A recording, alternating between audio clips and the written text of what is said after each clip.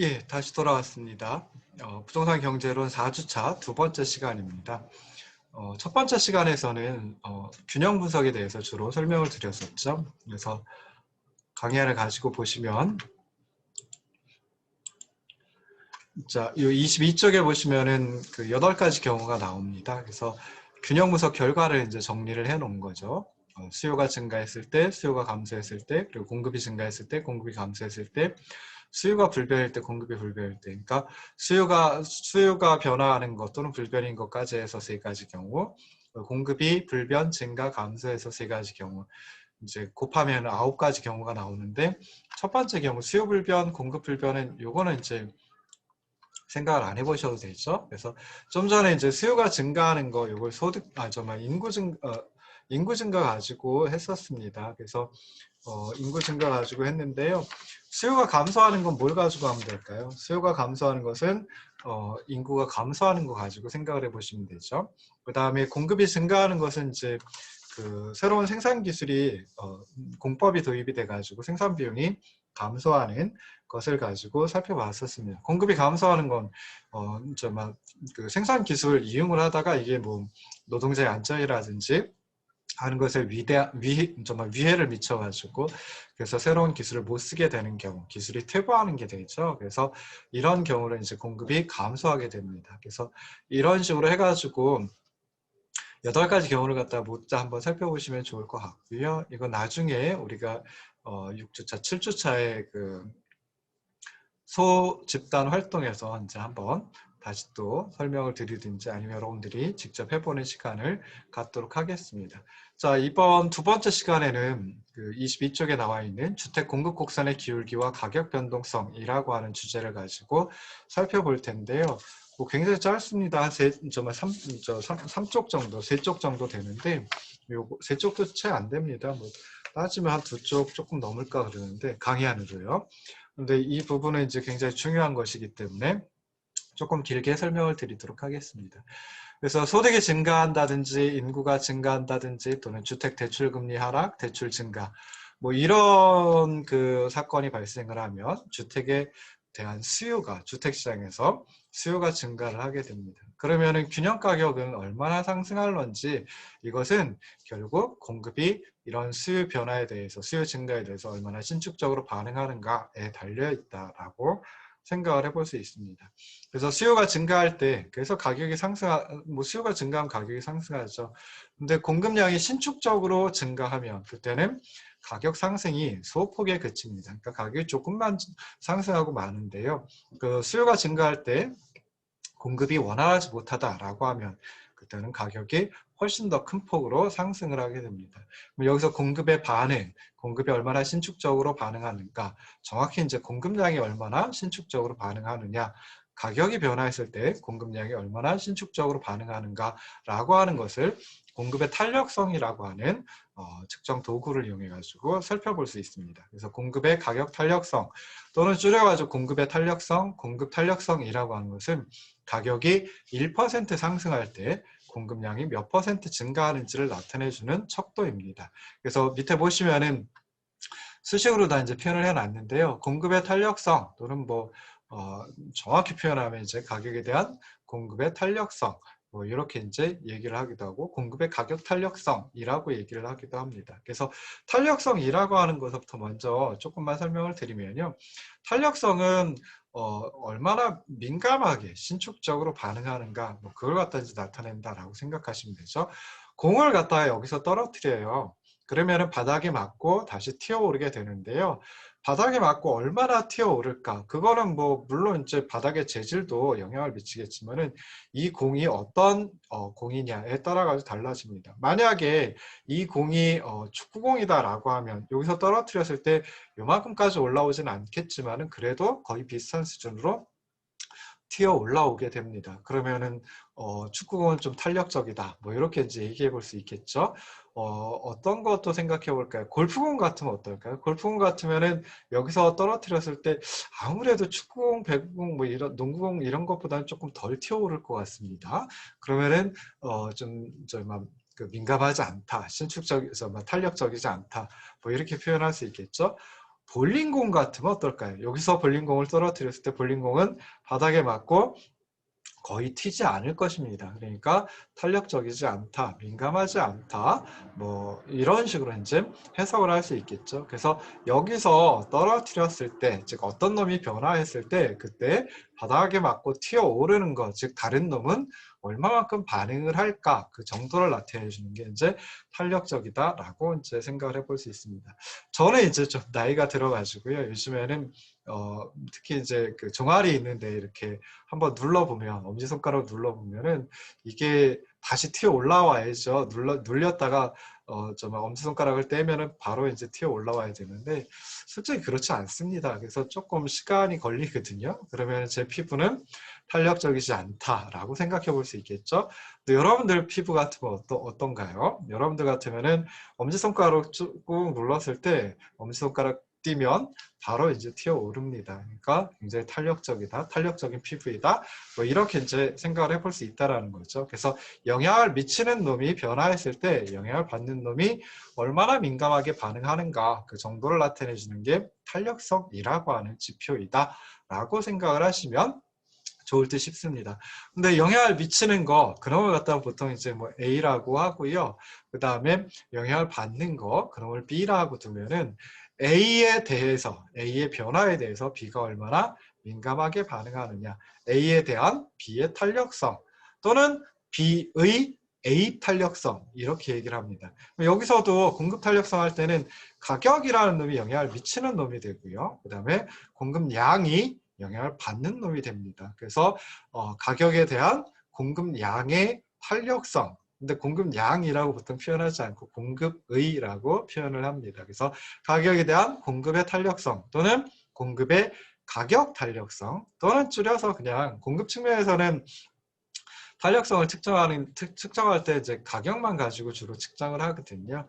수요는 좀 다릅니다. 그런데 이제 공급은 탄력성 지표가 가격 탄력성 하나밖에 없어요. 그래서 보통 공급의 가격 탄력성 줄여가지고 공급의 탄력성 뭐 이렇게 이제 칭하고 있습니다. 그래서 공급의 탄력성은 영향을 미치는 거, 공급량에 영향을 미치는 거, 가격이 변화했을 때 영향을 받는 거, 공급량이 얼마나 민감하게 반응하는지 그 정도를 나타내 준다라고 생각을 하시면 좋을 듯 싶어요. 그래서 식으로 표현할 때는 공급량의 퍼센테이지 변화 또는 공급량의 변화율을 가격의 퍼센테이지 변화 또는 가격의 변화율로 다 나누어 가지고 이제 구할 수 있다라고 생각을 하시면 좋을 듯 싶습니다. 그래서 영향을 미치는 놈의 변화율이 분모에 들어가고요. 영향을 받는 놈의 변화율이 분자에 들어간다. 그래서 가격의 변화율 분의 공급량의 변화율, 또는 공급량의 변화율을 가격의 변화율로 나눈 것이라고 생각을 하시면 좋을 듯 싶습니다. 그래서 공급량의 변화율은 애초에 공급량이 있고 그 다음에 새로운 공급량, 그러면 이제 변화된 거죠. 그래서 변화 전 공급량 그리고 변화 후 공급량이 있을 때 변화 후 공급량에서 변화 전 공급량을 빼주면 그게 공급량의 변화 분이 되겠죠. 변화한 크기가 되겠죠. 그놈을 갖다가 애초에 공급량으로다, 변화 전 공급량으로다 나눠준 거, 그게 바로 이제 공급량의 변화율입니다. 가격의 변화율도 변화 후 가격에서 변화 전 가격을 빼주고요. 그러면 가격의 변화분이 되겠죠. 그놈을 변화 전 가격으로 나눠주면 그것이 이제 바로 가격의 변화율이다라고 생각해 볼 수 있습니다. 그래서 여기 세 번째 변에 보시면요. 첫 번째 변, 두 번째 변, 세 번째 변에 보시면 분수로 돼 있죠. 근데 대분수죠. 그래서 분자에 있는 놈, 요 델타 QS 오버 QS라고 하는 이게 공급량의 변화분을 의미합니다. 죄송합니다. 공급량의 변화율을 의미합니다. 그래서 분자에 있는 것, 델타 QS는 공급량의 변화분을 의미하고요. 델타가 변화분을 말하거든요. 그래서 공급량의 변화분을 변화 전 공급량 QS로 나눠준 거. 그래서 분자는 공급량의 변화율을 의미한다. 분모는 델타 P 오버 P인데요. 가격의 변화분을 변화 전 가격으로 나눠준 것이고 이게 바로 이제 가격의 변화율이다라고 생각을 하시면 됩니다. 그리고 이놈을 갖다가 이제 조금 풀어보면요. 분자의 분자하고 분모의 분모 곱해가지고 분자로 두시면 돼요. 그러니까 여기서 분자의 분자 델타 QS하고 그 다음에 분모의 분모 P하고 그게 이제 분자로 나오게 되는 거고요. 그 다음에 분자의 분모 QS하고 그다음에 분모의 분자 델타 P가 분모로 들어갑니다. 그래서 보시면 여기 델타 P 그리고 QS 해가지고 분모로 다 넣어놨죠. 그래서 이런 식으로 해가지고 조금 풀어보면은 공급의 가격 탄력성은 델타 QS 오버 델타 P 곱하기 P 오버 QS 이런 식으로 해가지고 찾아낼 수가 있습니다. 자, 만약에 공급 곡선이 직선이다라고 하면 1차 함수인 거죠. 그래서 공급 곡선이 직선이면은 위식의 첫 항, 그러니까 맨 우변에 있는 거기에 첫 항, 공급 곡선의 기울기인데요. 이건 일정합니다. 그러니까 공급 곡선상의 어떤 점에서든 또 똑같게 됩니다. 그런데 둘째 항에 있는 거 P 오버 QS라고 하는 거, 이거는 공급 곡선상의 어느 점이냐에 따라 가지고 달라질 수 있다라는 거죠. 그래서 보통은 이제 공급 곡선의 기울기가 완만하면 공급의 가격 탄력성이 크다. 그래서 정말 일반적으로 이제 완만한 기울기의 공급 곡선을 탄력적이다라고 얘기를 합니다. 그러니까 직선이다라고 하면 직선이 이렇게 수직선의 형태보다는 수평선의 형태에 가까울 때 그때 공급이 탄력적이다라고 얘기를 합니다. 엄밀하게는 사실은 뭐 그렇게 표현하면 안 되긴 하는데요. 근데 일반적으로 그렇게 이제 표현을 합니다. 자, 그러면 이제 그림들 가지고 살펴볼 텐데요. 공급이 비탄력적인 경우 그리고 공급이 탄력적인 경우 가지고 이제 살펴볼 겁니다. 그래서 공급이 탄력적이다라고 하는 것은 수평선에 가깝다라는 거고요. 공급이 비탄력적이다라고 하는 것은 수직선에 가깝다라고 하는 걸 생각을 해보시면 좋겠습니다. 그래서 수요가 증가할 때 주택시장에서 가격은 어떻게 변화를 보여주는지 이제 살펴볼 건데요. 자, 이 두 그림에서 보면 그림이 이렇게 나와 있습니다. 그래서 두 그림 조금 위에가 잘릴 수도 있는데요. 자, 이렇게 보면은 자, 위에 있는 그림에서는 윗그림에서는 공급 곡선이 SM, SL 해가지고 공급이 줄여서 이제 S라고 표현하니까요. 두 개의 공급 곡선이 있습니다. 그리고 아래쪽 그림에는 SM 프라임, SL 프라임 해가지고 또 두 개의 공급 곡선이 있습니다. 근데 이거 비교해 보시면 윗그림에 있는 공급 곡선들이 아래 그림에 있는 공급 곡선들보다 조금 더 기울기가 가파르지요. 그러니까 수직선에 가깝죠. 그래서 위에 있는 그림의 공급 곡선은 아래에 있는 공급 곡선보다 조금 더 덜 탄력적이다. 아래에 있는 공급 곡선들이 위 그림에 있는 공급 곡선들보다 더 탄력적이다. 뭐 이렇게 생각해 볼 수 있습니다. 그래서 왜 두 개의 공급 곡선을 표현해 놨느냐라고 했을 때 SM은 이제 M이 미들 텀을 갖다 얘기를 합니다. 그래서 중기 공급 곡선. SL 할 때 L은 롱텀을 의미합니다. 그래서 장기를 의미하거든요. 그래서 중기 공급 곡선, 장기 공급 곡선 뭐 이렇게 이제 구분을 해봤습니다. 그래서 중기 공급 곡선, 장기 공급 곡선, 그러니까 기간을 분석의 대상이 되는 기간을 조금 짧은 기간, 중기로 보느냐 또는 더 긴 기간, 장기로 보느냐에 따라 가지고 공급 곡선은 이제 차이가 날 수밖에 없거든요. 수요 곡선은 뭐 별 차이가 안 나는데 공급 곡선은 기간에 따라 가지고 공급 곡선의 모양이 차이가 납니다. 그리고 장기에 있어서 공급 곡선이 중기에 있어서의 공급 곡선보다 조금 더 탄력적이 되는 게 일반적입니다. 왜냐하면 주택을 공급한다라고 했을 때 기간이 짧을 때는 가격이 가격의 변화에 따라 가지고 주택의 공급량이 확 늘거나 확 줄거나 하지 못합니다. 근데 기간이 길어진다라고 하면 그때는 이제 신축을 통해 가지고 주택의 공급량이 좀 많아질 수도 있고요. 또 확 줄어들 수도 있고 그렇거든요. 그래서 중기 공급 곡선보다는 장기 공급 곡선이 수평선에 가까운, 즉 더 탄력적이 된다라고 생각을 해보시면 좋을 듯 싶습니다. 그래서 이렇게 이제 생각을 해보시면 자, 윗그림을 먼저 가지고 한번 생각해 보자고요.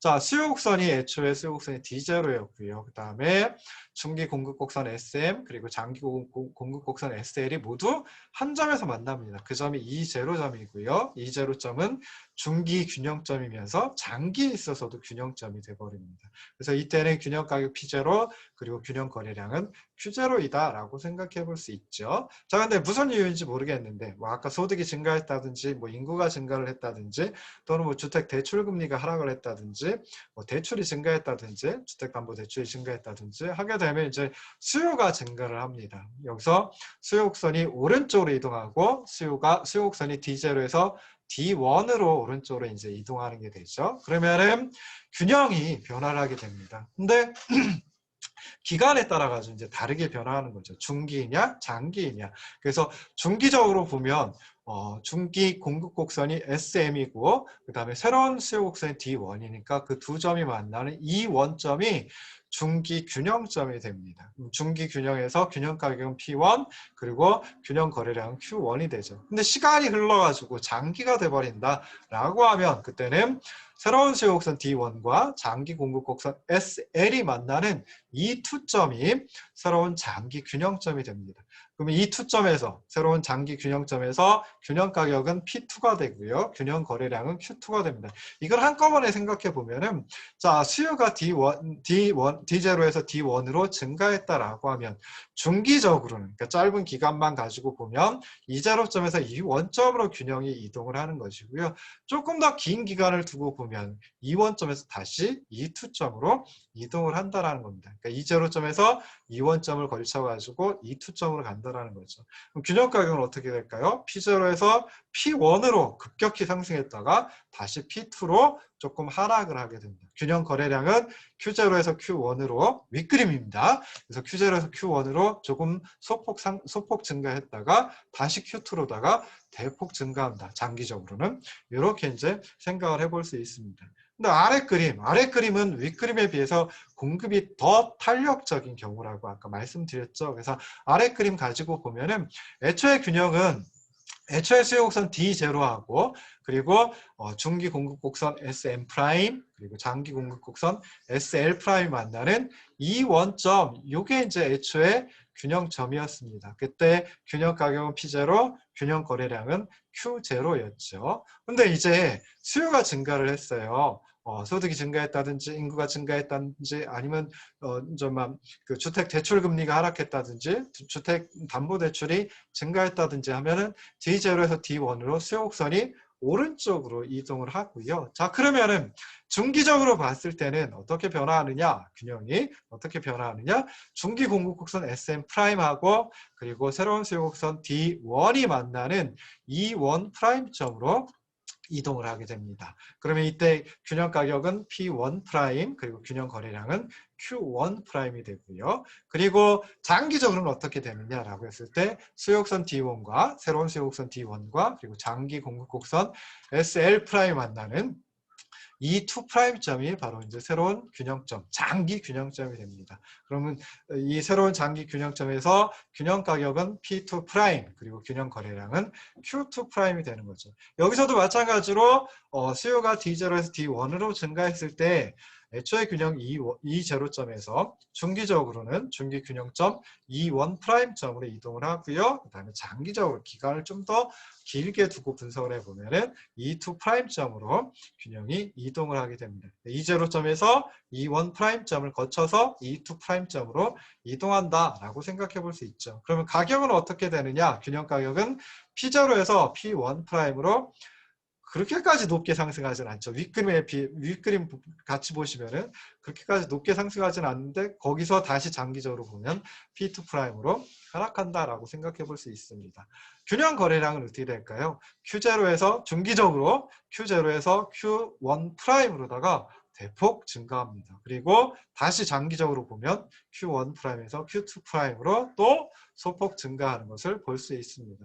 이 두 개의 그림, 즉 다시 말해서 윗그림은 공급이 비탄력적일 때 그리고 아래 그림은 공급이 가격에 대해 탄력적일 때인데 자 비교를 해보시면은 중기적으로 그리고 장기적으로 정말 비교를 해보시면은 자 애초에 정말 균형 가격은 중기적으로 봐도 장기적으로 봐도 결국은 윗그림에서 더 많이 상승한다라고 하는 것을 알 수 있고요. 균형 거래량은 어떻게 될까요? 중기적으로 보든 장기적으로 보든 아래 그림에서 더 많이 증가한다라고 하는 걸 살펴볼 수 있습니다. 그러면 이제 요약해가지고 정리해 보면은 어떻게 되나요? 그냥 그러니까 수요가 증가할 때 공급이 탄력적이다라고 하면 가격의 상승폭은 더 적어지고 그 다음에 거래량의 증가폭은 더 커진다라고 하는 걸 알 수 있습니다. 중요한 건 이제 균형 가격이거든요. 그래서 균형 가격이 어떻게 변화하냐라고 했을 때 수요가 증가하면 균형 가격이 상승을 하기 마련이죠. 그런데 공급이 탄력적일수록 가격의 상승폭은 둔화된다. 가격의 상승폭은 더 적어진다라고 하는 걸 이제 생각을 해볼 수 있습니다. 그래서 결국은 이제 공급이 탄력적일수록 수요 증가에 따른 가격 변동폭이 더 적다. 대신에 거래량의 변동폭은 더 크다라고 하는 걸 이제 살펴볼 수 있고요. 그럼 이거 가지고 생각해 볼 수 있는 거 어떤 걸 생각해 볼 수 있느냐? 공급이 탄력적일수록 수요가 변함에 따라 가격의 변화가 그렇게 크지 않구나 라고 하는 거, 가격이 안정되는구나 라고 하는 걸 살펴볼 수 있습니다. 자, 근데 이렇게 주택 공급의 탄력성이 높아지는 것하고 그 다음에 주택 공급이 증가하는 것하고 이 두 가지가 주택 시장에서 가격에 미치는 효과는 전혀 딴판입니다. 그래서 좀 전에 우리가 살펴봤죠. 주택 공급의 탄력성이 높아질 때는 수요가 증가함에 따라 수요가 증가하면 죄송합니다. 주택 공급의 탄력성이 높다라고 하면 그때 수요가 증가함에 따라서 가격이 변화하긴 하지만 그 변화하는 폭, 변동폭이 크지 않다라고 하는 걸 좀 전에 이 두 개의 그림 가지고 살펴봤거든요. 근데 이러하고 자 그냥 비탄력적인 공급 곡선의 우측 이동, 공급 증가 이것하고는 이제 좀 차이가 많이 난다라고 하는 걸 24쪽의 그림 가지고 이제 한번 생각을 해보도록 하겠습니다. 그래서 공급이 비탄력적인 상태에서 공급이 비탄력적이니까 여기 보시면 여기서 이제 중기 공급 곡선, 장기 공급 곡선 이렇게 기간에 따라 나눠놓질 않았어요. 그냥 하나만 가지고 봐도 되니까 그냥 이게 중기일 수도 있고 장기일 수도 있다라고 하는 거 생각해 보시면 좋을 듯 싶습니다. 그냥 장기라고 편하게 생각을 하고 한번 한번 분석을 해보면요. 자, 여기에는 주택 공급 곡선이 수직선에 가깝죠. 수평선보다는 수직선에 가까워요. 그러니까 공급이 비탄력적이구나라고 하는 거 생각을 해볼 수 있습니다. 자, 그럼 여기서 수요가 증가한다라고 하면 D0에서 D1으로 수요가 증가를 했습니다. 공급 곡선은 그냥 S0 그대로 있다라고 하면 그때는 어떻게 될까요? 애초에 균형점은 애초에 수요 곡선 D0와 공급 곡선 S0가 만나는 요점 이제로점이 애초에 균형점입니다. 그때 균형가격 P0, 균형거래량은 Q0였어요. 근데 뭔 일인지 모르겠지만은 수요가 증가를 합니다. D0에서 D1으로 증가를 해요. 그러면 그때 정말 새로운 균형점은 어떻게 돼요? 새로운 수요곡선 D1과 그리고 공급곡선 S0가 만나는 이 원점이 새로운 균형점이 됩니다. 그럼 새로운 균형점 E1을 보시면은 균형가격은 P1 그리고 균형거래량은 Q1이 되는 거죠. 균형가격은 애초에 수요가 증가하기 이전에 P0에서 수요가 증가하고 난 다음에 P1으로 꽤 많이 상승을 하고요. 균형 거래량은 Q0에서 Q1으로 조금 소폭 증가한다라고 생각해 볼 수 있습니다. 자, 이때 정부가 개입을 합니다. 이거 가격이 너무 높으니까 주택 가격이 너무 높아졌으니까 좀 불안정하다. 그래서 정부가 주택시장에 개입을 하는데 어떤 식으로 개입하냐면 주택 공급을 늘리는 형태로 개입을 했다라고 한번 생각해 보자고요. 그래서 주택 공급을 증가시키는 방향으로 해가지고 정부가 개입을 하면 그때는 주택 공급이 S0에서 SG로다가 가브먼트, 정부, 앞졌다가 G라고 표현했습니다. 그래서 S0에서 SG로 다 이동을 합니다. 그러면은 이제 정부가 개입하고 난 다음에 균형점은 요 SG라고 하는 공급 곡선하고 그다음에 새로운 수요 곡선 D1이 만나는 이 투점이 돼버립니다. 그럼 이 투점은 가격이 P2이고요. 균형가격 P2, 균형거래량 Q2니까 가격이 이제 정부가 개입하기 이전에 P1에서 P2로 다 낮아지는 거죠. 정부의 개입 목적, 정부의 시장 개입 목적, 정부의 정책 목적을 달성을 합니다. 그러면서 거래량은 Q2로다가 증가를 하니까 이것도 좋은 결과이다라고 생각을 해볼 수 있죠. 그런데 정부가 개입을 하면 시장이 또 반응을 합니다. 정부가 개입을 하면 시장의 수요 측면 입장에서는 이게 앞으로 그냥 계속 주택 가격이 상승할 것 같으니까 정부가 개입을 했다. 그래서 정부 개입을 주택 가격의 상승이라고 하는 어떤 기대를 갖게끔 만듭니다. 그러니까 주택 가격이 상승할 것이라는 어떤 신호로다가 정부 개입이 작용을 하게 됩니다. 그러면 주택에 대한 수요가 더 증가를 하는 거죠. 그래서 D1에서 DG로다가 정부 개입 후에 수요 곡선 DG로다가 오른쪽으로 다시 이동을 해버립니다. 자, 그러면은 요 정부 개입 이후에 그리고 수요 측면이 반응한 다음에 균형점은 어떻게 되느냐? 정부 개입 이후에 수요 곡선 DG와 그리고 정부 개입 이후에 공급 곡선 SG가 만나는 이 3점이 이게 이제 최종적인 균형점이 되어버립니다. 그러면 균형 가격은 P3가 되고요. 균형 거래량은 Q3가 됩니다. 그럼 정부가 개입했기 때문에 균형 거래량은 Q0에 비해서 보면 어마어마하게 증가를 한 거죠. 그런데 균형 가격은 정부가 개입하기 이전에는 P1이었어요. 수요 증가만 가지고는 가격이 P1까지만 상승했는데 정부가 개입해서 P2로 잠깐 끌어내리긴 했지만 다시 수요가 반응해서 P3라고 하는 더 높은 가격 수준에 도달하게 된다라고 하는 것입니다. 그래서 결국 공급 곡선을 탄력적으로 만드는 게 바람직하지 비탄력적인 공급 곡선을 그냥 우측으로 이동시키는 거 이것만 가지고 주택시장의 가격을 주택 가격을 안정화시킬 수 있느냐? 그렇지 못하다라고 하는 결과를 끄집어낼 수 있고요.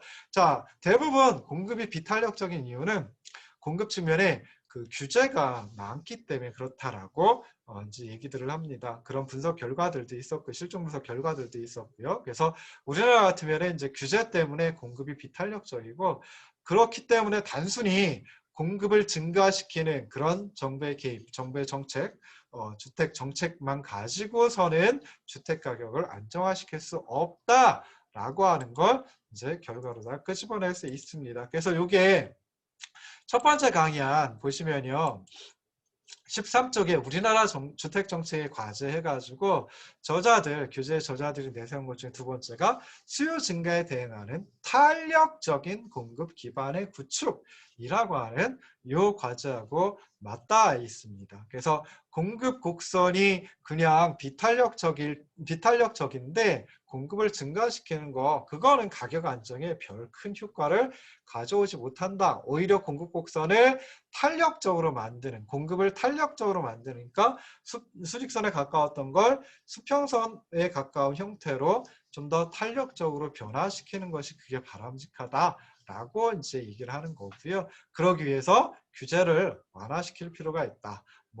필요 없는 규제 같으면 필요 없는 정부의 개입 정책 같으면은 철폐하는 것이 바람직하다라고 하는 결과까지도 이제 찾아낼 수 있는 겁니다. 그래서 여기 지금 우리 두 번째 시간에서는 그렇게 많은 내용을 다루진 않았어요. 주택 공급 곡선의 기울기와 탄력성이라고 주택 공급 곡선의 기울기와 가격 변동성이라고 하는 주제를 가지고 살펴봤는데요. 이거는 굉장히 중요하다라고 생각해 볼 수 있죠. 그래서 정부가 정책을 가지고 시장에 개입했을 때 그게 정부가 목표로 하는 결과를 끄집어낼 수 있느냐. 그렇지 못한 경우도 많이 있다. 그래서 이 경우 같으면은 주택 공급을 증가시키는 정책보다는 주택 공급 곡선을 좀 더 수평선에 가깝도록, 즉 주택 공급을 탄력적이도록 하는 정책이 훨씬 더 바람직한 정책, 그러면서 정책 목표인 주택 가격의 안정성을 달성할 수 있는 그런 정책이다라고